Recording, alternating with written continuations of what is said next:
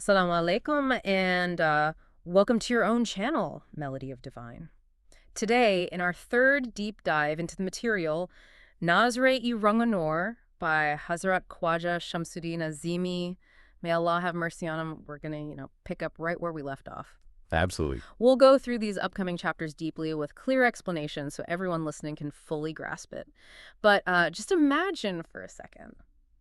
What if the food you eat every day, you're not actually eating it, but rather that bite of food is pulling you toward it like a magnet? Oh, man. Right. Yeah, It sounds like sci-fi, but it's actually a shocking part of our discussion today. Also, the link to our WhatsApp channel is in the description, so definitely subscribe to that. for sure. You don't want to miss out on that. Yeah.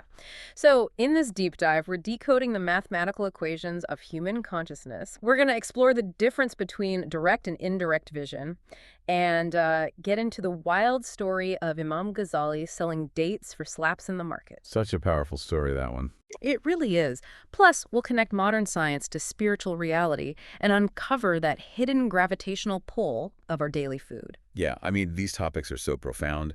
They really have the power to, completely shift how we view the world. Our mission today is to decode how our minds are actually built.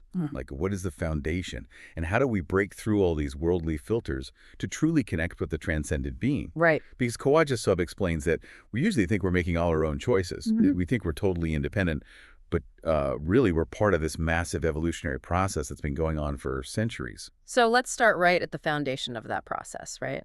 Khawaja Sab explains that when a child is born, consciously they're like a blank slate. Exactly. A totally blank piece of paper. But what's interesting is the very first brick laid on that foundation is actually the consciousness of their parents. So if a child grows up in an environment where the parents have, mental complexes or are dishonest, the child subconsciously absorbs that complexity.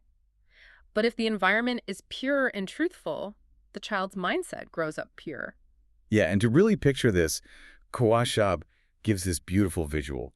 Think of concentric circles, like Yeah. ripples in water. Okay, ripples. I can picture that. So the innermost, tiniest circle, that's the baby's own consciousness. Right. But wrapped right around that little circle is the parent's consciousness. Right. Then around that is the environment. Then, historical events, then the nation, the ancestors, and the massive outer circle holding it all together is the consciousness of Prophet Adam, peace be upon him. Wow. So it's this endless chain going all the way back. And Khawaja Sab actually breaks this down into mathematical equations, doesn't he? He does, yeah. It's fascinating. He explains that the child's consciousness plus the parents plus the environment equals the individual's consciousness. Then the individual plus historical events plus the nation equals the ancestor's consciousness. And all of that together becomes Adam's consciousness. But wait, I'm a bit confused here. Sure, what's up? How does the historical events part practically transfer to me today? Is it like genetics or just memories? Well, in modern psychology, you'd probably call it the collective unconsciousness. It's not just physical traits in our DNA. We're inheriting centuries of experiences, the rise and fall of nations, fears, specific mindsets.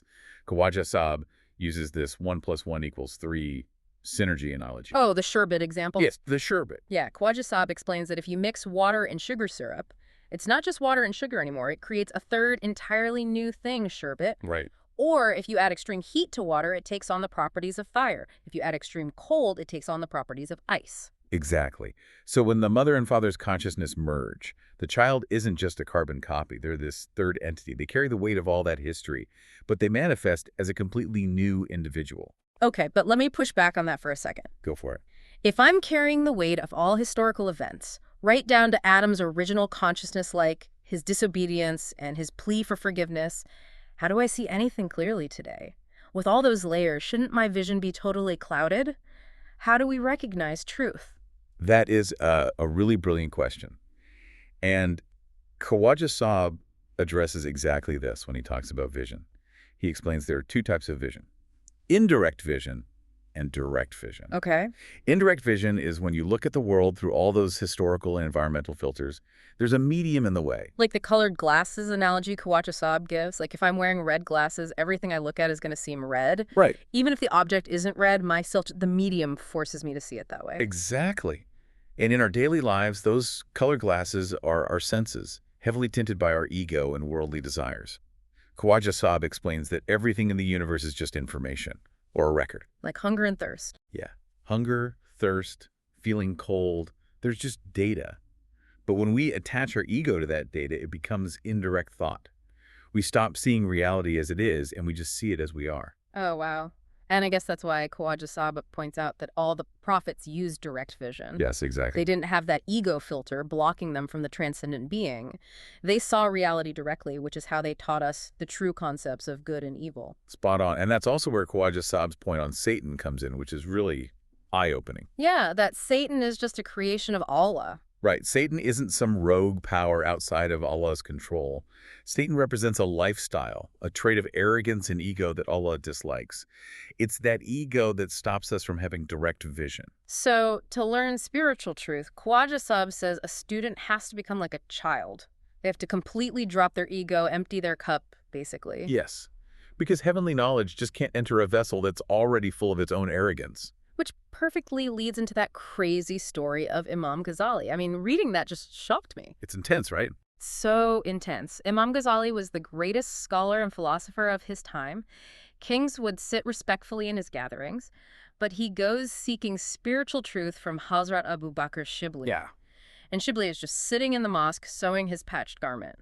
Ghazali stands behind him, and without even turning around, Shibli tells him his knowledge is useless without action. He knew exactly what Ghazali's problem was. Yeah.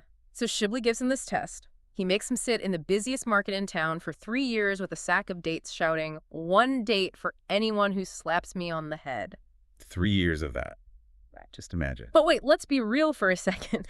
An esteemed scholar letting random people slap him for dates, isn't that just straight up public humiliation? What does getting beaten up in a market have to do with spirituality? It sounds crazy from the outside, but it's a masterclass in ego death. Think about how massive Ghazali's scholarly pride must have been. I'm the great Ghazali, everyone bows to my intellect. Right, his ego is huge. If Shibli had just debated him, Ghazali would have argued back and his ego would have just gotten stronger. The only way to break that red-tinted glass was to shatter the ego completely. Every time a random person slapped him and he silently handed them a date, a layer of his arrogance was destroyed. Oh man, so it was breaking the vessel to make room for the new knowledge. Exactly. And Khawaja Saab explains that when Ghazali finally returned in ragged clothes with a simple bucket, the whole town came out to greet him. But Ghazali swore that if he hadn't gone through that his whole life, all his knowledge would have been wasted. Because he wouldn't found the truth. And Khawaja Saab connects this ego death directly to the kalima, right? La ilaha ilaha. He does. It's a profound connection. He explains that it's not just about rejecting historical stone idols, la ilaha, there is no God. It's about negating our own limited consciousness. We're negating our own intellect and our ego. We're saying, my filters are not the ultimate truth. Beautifully put. First, you empty yourself. You negate your own assumed knowledge. And once the ego is gone, then comes ilallah. Accept Allah. You accept Allah exactly as he defines himself through Prophet Muhammad, peace be upon him. Right. And Khawaja Saab transitions this divine truth into physical creation, which is fascinating. He talks about the law of quantities. The measurements, yes. Right, the measurements. Like a cat only ever gives birth to a cat. It's never going to give birth to a cow because there are specific measurements of light and attributes transferred from the parents. It's a highly calibrated system. It is. The physical and spiritual worlds are totally intertwined through these specific quantities. And, the Quran actually speaks directly to this divine calibration of quantities. Let's listen to the verses that highlight this perfectly. Sabih isma rabbika ala, alafi kalaka fasawa. Walathi kadara fahada. Exalt the name of your Lord the Most High, who created and proportioned, and who destined and then guided. When you look at that verse and its translation, that part about destining or proportioning, that's exactly the divine calibration Khawaja Saab is talking about. The measurements. Right. What separates a goat from a human being isn't just physical matter. It's the exact quantities of light and waves used in their creation. When the measurements are calibrated one way, it's a human. Adjusted another way, it's a completely different species. Which brings up this amazing observation Khawaja Saab makes about modern science and ancient miracles. Oh, this is one of my favorite parts. He explains that ancient spiritual masters used to hide this knowledge because people back then just didn't have the mental capacity to understand it. Like if they talked about humans being made of light or waves, they'd be mocked. Yeah, they'd think it was magic, like the flying carpets in the old stories. Exactly. Flying carpets are just airplanes today. Telepathy is telecommunications. Quantum physics is now proving what spiritual masters have said for centuries about energy and waves. But Khawaja Saab also points out that science is a double-edged sword. Well, while it massively expanded our intellect, it kind of weakened our spiritual certainty. Because science focuses so heavily on worldly comforts and material causes, we get distracted. We forget the transcendent being behind all those causes. Ah, I see. But there's a silver lining here, right? Khawaja Saab is actually very optimistic about this. Very much so. Because human intellect is so highly developed now, he explains that the spiritual abilities that used to take like 50 to 100 years of intense meditation in a cave somewhere, they can now be awakened in just a few months. Yes, as long as the intention is pure. Right. And I love that Khawaja Saab clarifies that spirituality is not about starvation or locking yourself away. I actually laughed out loud at the text where he says, to live fully in the world, wear good clothes and eat good food, even chicken with chutney. Chicken with chutney. I love that he included that specific detail. Yeah, it's so relatable. But there is a condition to all this, right? There is. The caveat is that you do all of this while directing your focus to the transcendent being. You eat your chicken, but you eat it because Allah wants you to eat and keep the world populated. You love your family so you can raise a distinguished society that elevates humans above just being animals. Right. It's all about the intention behind the action. And speaking of eating, Khawaja Saab breaks down how the transcendent being provides risk or sustenance in 3 stages. Yes, the 3 stages are so humbling when you really think about them. Walk us through them. So stage 1 is the womb. For 9 months, we are fed perfectly in a closed, dark room with absolutely zero effort on our part. Completely taken care of. Right. Then stage 2 is childhood. We're out in the world, but still helpless. So Allah fills the mother's heart with intense love and makes her chest a fountain of milk. Again, effortless for the child. But then comes adulthood, stage 3. Yeah, and suddenly as adults, we get this ego. We think, I'm the provider, I'm earning this. We completely forget that the earth, the sun, and the moon are literally commanded by Allah to serve us, to grow the wheat and the rice we claim we earned. Yeah, and this leads to that mind-bending final law Khawaja Saab shares, the gravity of the wheat. Oh, this is paradigm shifting. He explains that we walk around thinking we eat the wheat, but actually the energy and light inside the food is pulling us toward it. The food's gravity absorbs our hunger. It completely flips your perspective. But hold on, let me play devil's advocate here. My stomach growls. I decide to walk to the kitchen. I cook the food. How is the food pulling me? Well, you have to think about it in terms of energetic resonance. Khawaja Saab explains that when your body needs energy, it creates a void and sends out a signal, what we call hunger. Okay. Meanwhile, the food has its own specific wavelength and magnetic pull.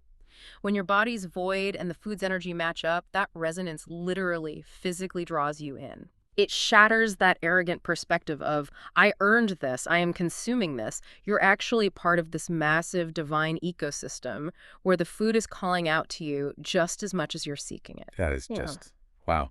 And next time I sit down for dinner, I'm going to be thinking about this. Right. So I want to leave everyone with a final thought today. Next time you sit down to eat your chicken and chutney, ask yourself, Right. Are you just consuming the food, or is the divine energy within that food pulling you closer to the Creator's grand design? Such a powerful thought. Well, we've put in a lot of hard work to try and make this knowledge easier for all of you, for the coming generations, and for ourselves as well. Now, the responsibility is on you to listen to this at least 2 or 3 times. Read these pages yourself, and if something still doesn't make sense, listen again, ask questions, and strengthen your connection with Allah.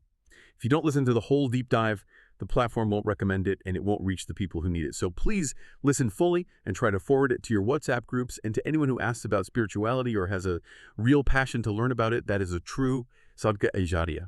And if you haven't listened to the Low Kalam deep dives yet, definitely go to the playlist and listen, since that's the first syllabus book of spirituality. And inshallah, the conversation continues. With lots of prayers, Allah Hafiz to all.